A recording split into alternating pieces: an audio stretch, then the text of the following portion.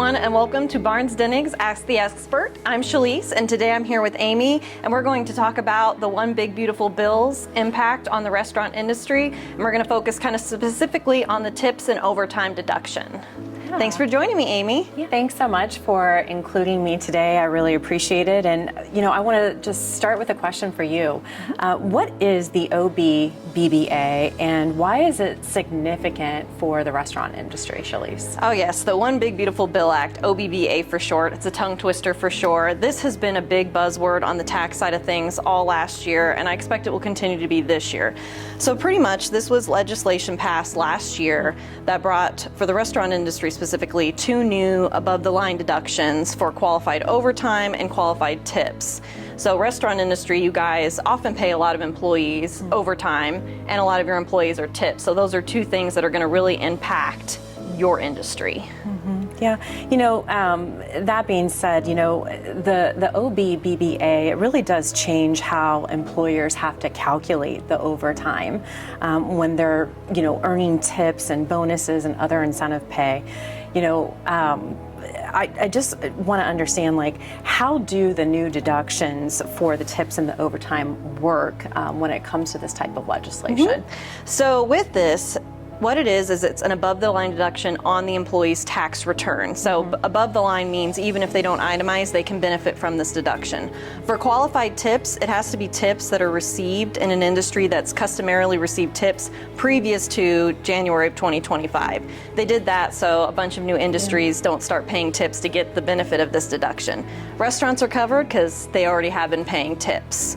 For the qualified overtime, that is the 0.5 of the time and a half that's required by the Federal Labor Standards Act. Okay. And a big part of this, and one thing I've been trying to clarify with a lot of clients, is it doesn't mean that suddenly tips and overtime are exempt from taxes. It's still going to be subject to taxes. It's still subject to Social Security and Medicare. When it's processed through payroll, the regular withholding is going to apply, but it gives them a deduction that they can now take on their personal return. It is phased out at different income levels. So at about $150,000, it starts getting phased out if you're single on your tax return, and if you're married filing joint, it starts getting phased out at about $300,000.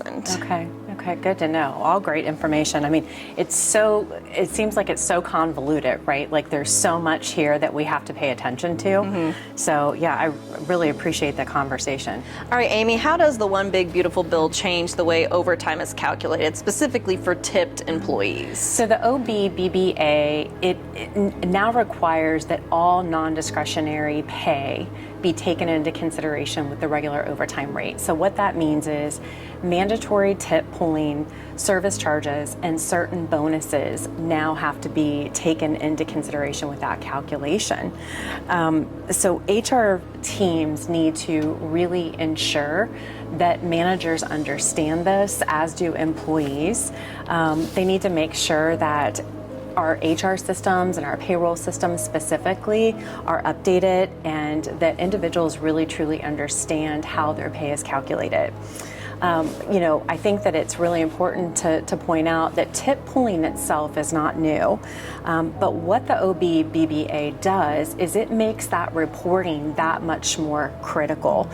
Since tips now influence how the regular rate for overtime is calculated, HR really has to ensure that the tip pools are correct, that they're accurate, that they're reported daily, and that processes are accurate with the new law and up to date. Chaleise, could you explain just a little bit more about what exactly is included with the overtime rate? Yes, and this has been a misconception that some people have had as well. The qualified overtime is not all of your overtime. The qualified overtime calculation is the 0.5 of your 1.5 times overtime rate. So it's really your 1/3 of your total overtime pay, not all of it. It's just that additional 0.5 time that you're getting. Sorry, 0.5 rate that you're getting. Okay. And just, do you happen to have any suggestions or words for wisdom? I mean, it is a lot to actually think through, you know, how an employer would go about just making sure that all of this is correct. You know, I mean, the record keeping behind it. Any thoughts for, you know, how they can best track to ensure consistency and accuracy as they are looking at their total overtime rate? A very high level double check, and this is not going to be exact if they've had bonus pay or any additional pay during that period, but very high level, if you're calculating your qualified overtime, it should be your total overtime paid by a third to quickly back into what was that 0.5 at the time and a half. Okay, that makes sense. That makes sense. Okay. And when you're factoring in all the, like any non-discretionary bonuses or your tipped wage, you have to kind of look at the whole picture and then come up with your average hourly rate. And then again, it would be the 0.5 of that would be the qualified overtime for the deduction. Yeah, it's certainly a lot to get your arms around, to understand, and also to put into action. Yes. So, which is the main thing. And then, of course, then have to turn around and explain it to employees and managers alike. It's a heavy undertaking. This is why we have HR joining us today as well. Yeah, there's a lot, right?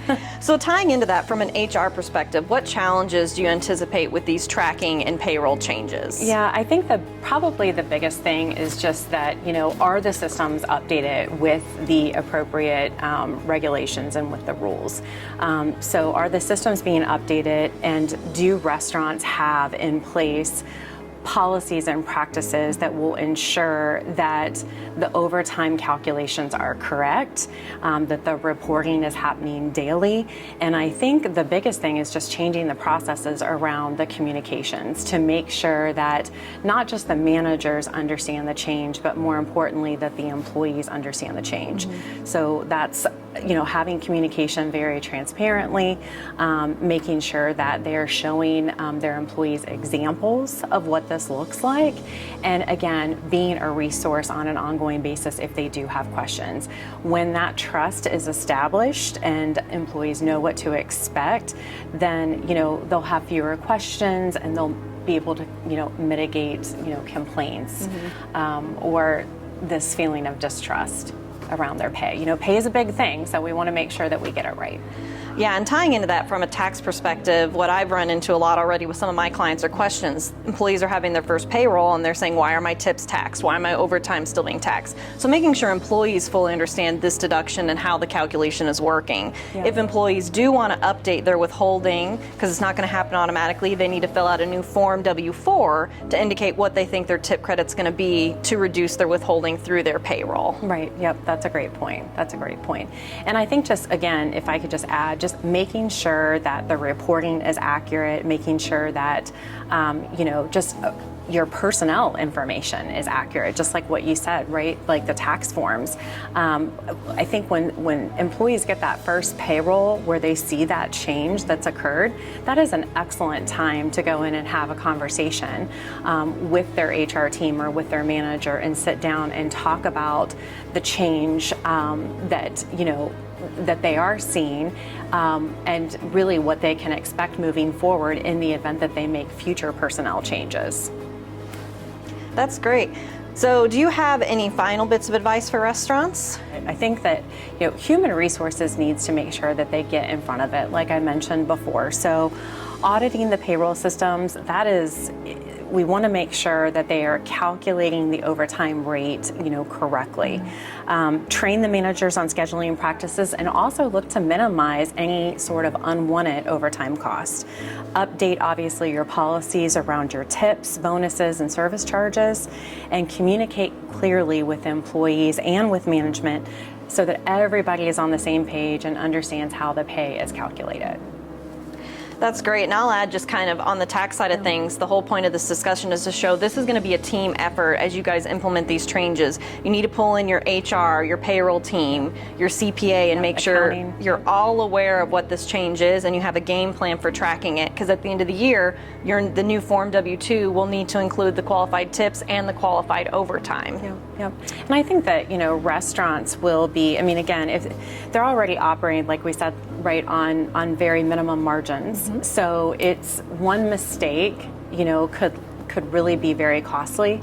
And I just want to say, by not doing this, you might encounter things such as back pay, miscalculations, class action exposure, for example, penalties.